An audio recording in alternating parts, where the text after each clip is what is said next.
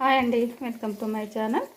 ఈ వీడియో అరిసెలు అయితే చేద్దామనేసి నేనైతే ఒక కేజీ కన్నా కొంచెం తక్కువ నానబెట్టాను. రైస్ అయితే ఒక నైట్ ఒక డే అంతా నానబెట్టాను. ఒక నైట్ డే నానబెట్టాను. నైట్ అంతా నానబెట్టి తర్వాత ఈరోజు నిన్న నైట్ నానబెట్టాను. ఈరోజు తర్వాత అంటే థర్స్డే నైట్ నానబెట్టి ఫ్రైడే 5 o'clock ఏమో తీసి వాటర్ అంతా వంపేసుకొని ఇలా పేపర్ మీద అయితే పోసాను. మనకైతే ఇవైతే మంచిగా అయిపోయినాయి. ఈ విధంగా ఉండాలి, పొడి పొడిలాడుతూ ఉండాలి బియ్యము. ఇప్పుడు పిండి అయితే పట్టుకుందాము. మిక్సీలోనే పట్టుకుంటాను. ఈ కొన్ని గిన్నెకి ఏం తీసుకెళ్తాము అందుకనేసి చూద్దాం. చాలా ఏంలైంది, ఇప్పుడు ఎలా వస్తాయి అరిసెలు అనేది, వస్తాయా రావా అనేది కూడా తెలియదు.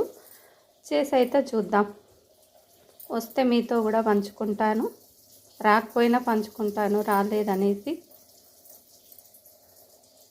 కొన్ని అయితే మిక్స్ అయితే పడదాము పిండి కోసము. బియ్యం అయితే మొత్తం తడి ఆరొద్దండి, చేతికి ఇట్లా తడి అంటాలి. ఇట్లా ఇదిగోండి తడి అంటుతుంది, మొత్తం డ్రై కావద్దు, ఇట్లా తడి అంటాలి చేతికు. వాటర్ తడి అంటుతేనే అప్పుడైతే పిండి పర్ఫెక్ట్గా వస్తుంది. ఇలా కొన్ని మిక్సీకి వేస్తున్నాను కదా, చూడండి పిండి అయితే ఎంత పర్ఫెక్ట్గా వస్తుందో. ఇట్లా ఇలాచీలు కూడా ఇందులోనే వేస్తున్నానండి. కొంచెం బియ్యమే కాబట్టి ఇందులోనే వేస్తుంటా, సపరేట్ వేయకుండా. ఇందులో వేస్తే మళ్ళీ జల్లిస్తాం కాబట్టి సరిపోతుంది. జల్లించుకోవాలి ఈ పిండి అనేది, ఎందుకంటే ఎంత మెత్తగా రాదు కదా గిన్నెలో వచ్చినట్టు.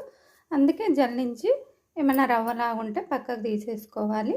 ఇదిగోండి జల్లించాక ఇదైతే రవ్వలా మిగిలిపోయింది. మళ్ళీ ఇది ఆ మిక్సీలో వేసుకొని ఇది కూడా పట్టుకోవాలి పిండి.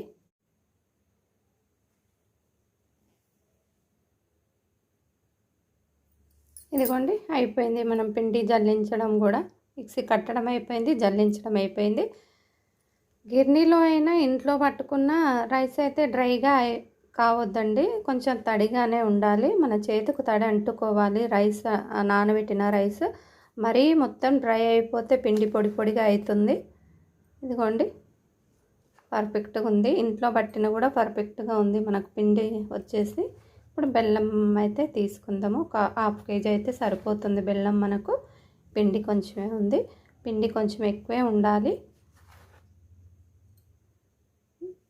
అరిసెలు వేసేటప్పుడు మాత్రం వీడియో తీయనికి రాదండి, నేను ఒకేదాన్ని ఉన్నాను కాబట్టి వేసేటప్పుడు అయితే తీయలేను వీడియో. తర్వాత చూపిస్తాను, అరిసెలు అన్నీ అయిపోయాక చూపిస్తా. నేనైతే ఇక్కడ ముద్ద బెల్లం అయితే తీసుకుంటున్నాను.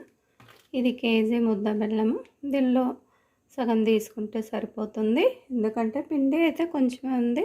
వస్తువు రావనేసి నేనైతే ఒక కేజీ అన్నీ నానబెట్టాను. రైస్ అంతే, కేజీ కూడా నానబెట్టలేదు, కొంచెం తక్కువే నానబెట్టాను. ఎందుకంటే మళ్ళీ రాకపోతే కష్టం కదా.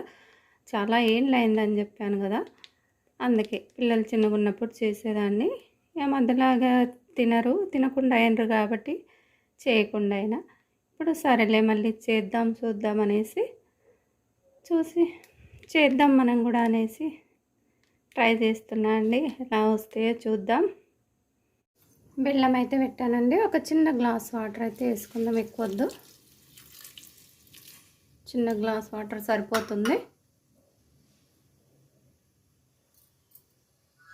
ఇది నెయ్యి అండి, కొంచెం వేడి చేశాను. వేడి చేసి పాకంలో పోసుకోవాలి నెయ్యి.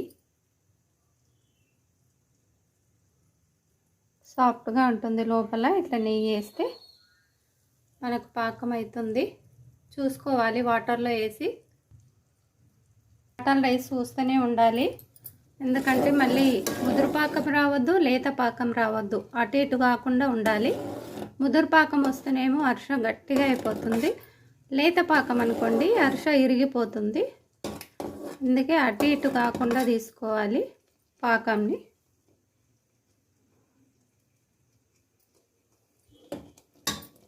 బెల్లం అయితే వడగట్టుకోండి. నేనైతే వడగట్టుకొని కొంచెం కరగంగానే వడగట్టి మళ్ళీ ఇదే గిన్నెలోని పెట్టాను నేను పాకం కోసం. సిమ్లోనే పెట్టాలి స్టవ్, ఎక్కువ పెడితేనేమో మాడిపోయే ఛాయిస్ ఉంటుంది పాకము. అందుకనేసి సిమ్లోనే పెట్టుకోవాలి పాకం వచ్చే వరకు. ఇదిగోండి ఇలా బబుల్స్ వస్తూ ఉన్నాయి. కాసేపు కావాలి. ఇంకొక 5 మినిట్స్ అయితే మనకు పాకం వచ్చేసినట్టే.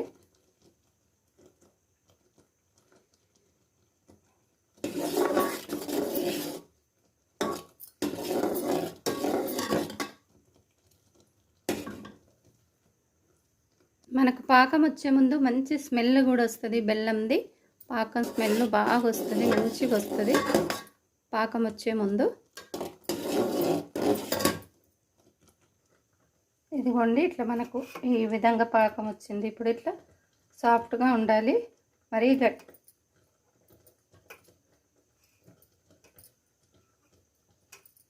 వచ్చింది పాకం.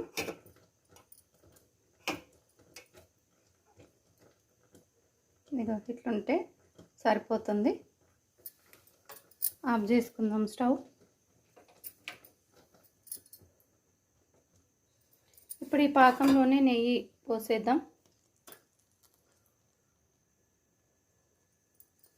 నెయ్యి పోసేసి పాకం పక్కకు తీసుకుందాం కొంచెము, ఎందుకంటే మనకు పిండి కొంచెమే ఉంది కాబట్టి మళ్ళీ సరిపోకపోతే జారుడుగా అయిపోతుంది.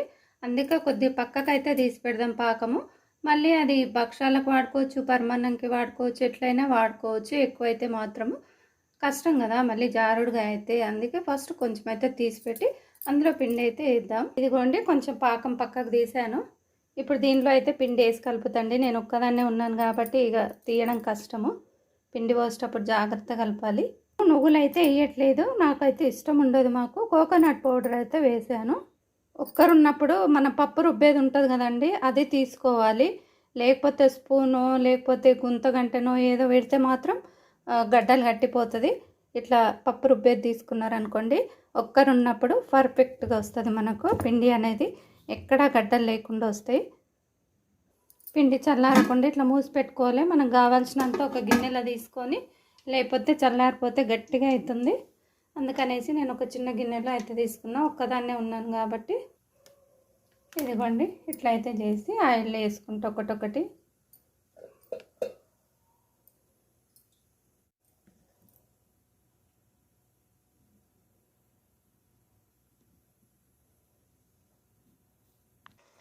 ఎంత మంచిగా పొంగుతూ వస్తున్నాయి.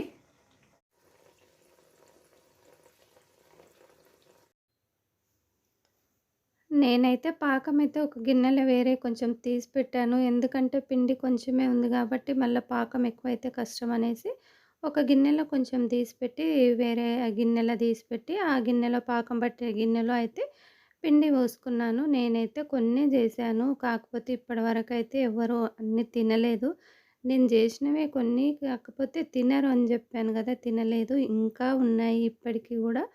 తర్వాత పిండి కూడా తీసిపెట్టాను, అన్నీ అయితే చేయలేదు అరిసెలు. తర్వాత ఎప్పుడన్నా ఫ్రెష్గా చేసుకొని తినొచ్చులే, తింటే చేసేయచ్చు, అప్పటికప్పటికి బాగుంటాయి అనేసి నేనైతే పిండి అయితే కొద్దిగా తీసిపెట్టాను.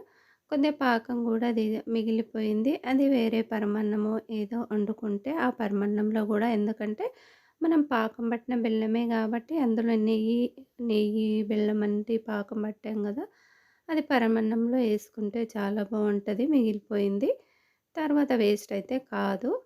పిండి అయితే నేను ఎందుకంటే తీసి పెట్టాను, ఎప్పుడన్నా ఫ్రెష్గా చేసుకొని తినవచ్చు అనేసి.